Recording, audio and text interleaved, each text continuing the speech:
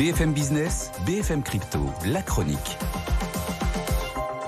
Avec Antoine Larigauderie, crypto craque la semaine dernière. Qu'en est-il de la tendance ce matin, Antoine ?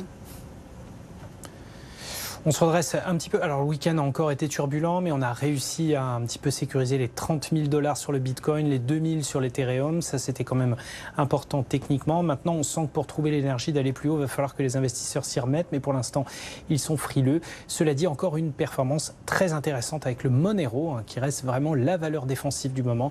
On est encore en hausse ce matin, alors que l'ensemble du marché est sur une légère consolidation, on va dire. Bon, il y a encore des levées de fonds quand même dans l'univers de la tech crypto. Elwood Technologies qui vient de lever 70 millions de $ et auprès d'investisseurs plutôt prestigieux. Et oui, Goldman Sachs notamment, la banque qui investit de plus en plus en ce moment sur les crypto-monnaies.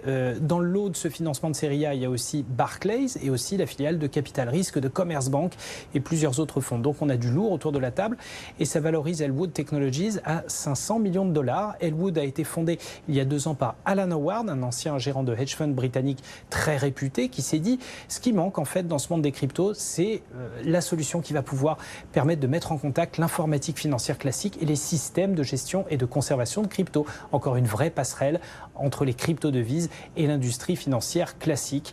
Donc du coup, il y a un vrai savoir-faire là-dessus chez Elwood et ils veulent être vraiment l'acteur incontestable du secteur, une technologie tellement en vue que le groupe a réussi à boucler son tour de table en plein milieu de l'explosion de la bulle à laquelle on a assisté la semaine dernière.